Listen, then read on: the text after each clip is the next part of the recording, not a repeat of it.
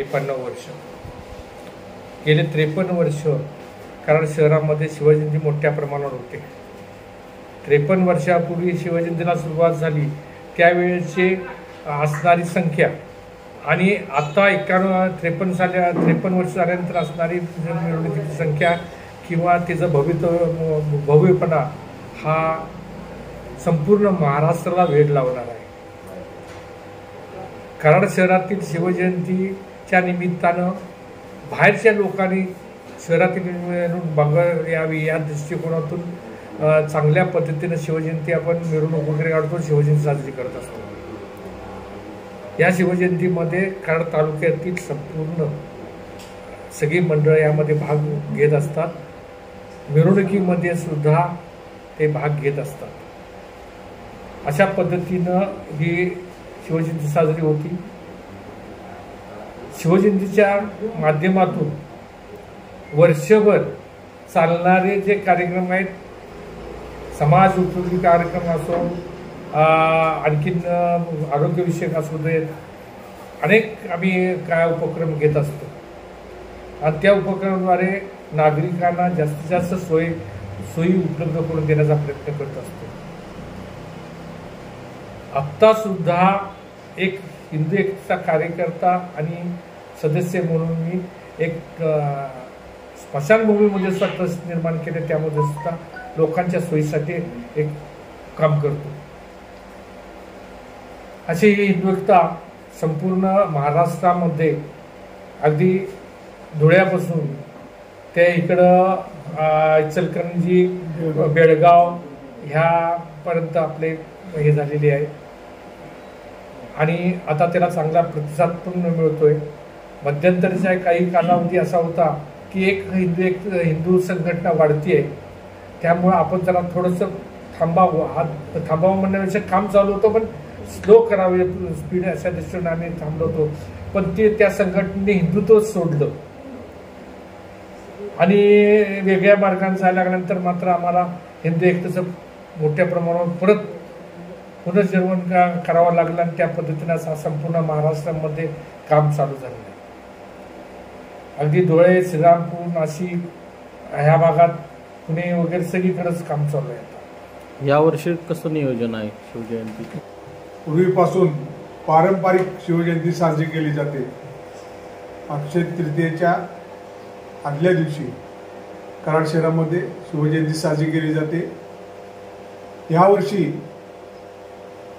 हिंदू एकता आंदोलनाच्या वतीनं शिवजयंतीच्या आदल्या दिवशी म्हणजे 8 तारखेला, 9 तारखेला शिवजयंती आहे, 8 तारखेला चावडी चौकामध्ये शिवाजी महाराजांच्या प्रतिमेची प्रतिष्ठापना भव्य स्वरूपात होणार आहे। त्यानंतर 9 तारखेला संपूर्ण कराड तालुक्यामध्ये प्रत्येक मंडळाच्या वतीनं शिवाजी महाराजांची प्रतिमा प्रतिष्ठापना करून मोठ्या प्रमाणात शिवजयंती साजरी करण्यात येणार आहे। त्याचप्रमाणे 9 तारखेला कराड शहरामध्ये महिलांची दुचाकीवरून भव्य मिरवणूक ही शिवाजी हाऊसिंग सोसायटीपासून निघून आपल्या कृष्णा घाटावर त्याची समाप्ती होणार आहे। त्या ठिकाणी महाआरती होऊन त्या मिरवणुकीचं विसर्जन तिथं होणार आहे। त्यानंतर 10 तारखेला कराड शहरामध्ये जी अतिभव्य दरबार मिरवणूक असते की ज्याचा नावलौकिक संपूर्ण महाराष्ट्रामध्ये आहे, महाराष्ट्रातून लोक ती मिरवणूक बघायला येतात, ती मिरवणूक 10 तारखेला सायंकाळी 5 वाजता निघेल।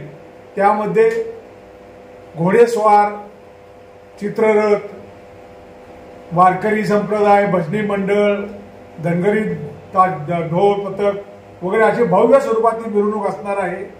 तरी सर्व जनतेने, नागरिकांनी, बंधू भगिनींनी आपल्या या दैवताचं छत्रपती शिवाजी महाराजांच्या जयंतीच्या मिरवणुकीमध्ये सामील होऊन, मिरवणुकीत येऊन ह्या कराड शहराचा नावलौकिक वाढवावा असं मी आव्हान संपूर्ण कराड तालुक्यातील सर्व शिवप्रेमी नागरिकांना करत आहे। 68 सालापासून कराडमध्ये शिवजयंती चालू झाली, त्यावेळेला राष्ट्रीय युवक दल हे शिवजयंती साजरी करत होते। त्यांनी साधारणपणे 73-74 पर्यंत शिवजयंती साजरी केली. त्यानंतर त्या संघटनेमध्ये थोडंसं हे आलं आणि त्यानंतर शिवशक्ती योग संघटना म्हणून ही कराड शहरामध्ये स्थापन केली गेली. त्यावेळी त्या शिवशक्ती योग संघटनेचा अध्यक्ष मी होतो. कराडमध्ये संपूर्ण जिल्ह्यामध्ये कुठेही महाराष्ट्रामध्ये कसलीही आपत्ती, नैसर्गिक आपत्ती आली, पूर, वादळ, भूकंप, तरी प्रत्येक ठिकाणी ही संघटना मदतीला धावून जात होती, मदत गोळा करून लोकांना सहकार्य करत होती. अशी शिवशक्ती संघटना 1980 साली कैलासवासी नारायणराव कदम आणि कैलासवासी बापूराव साठे यांच्या उपस्थितीत कराड शहरामध्ये शिवशक्ती योग संघटनेचं रूपांतर हिंदू एकता आंदोलन यामध्ये करण्यात आलं आणि तेव्हापासून आजपर्यंत अति भव्य स्वरूपात ही शिवजयंती साजरी केली जाते.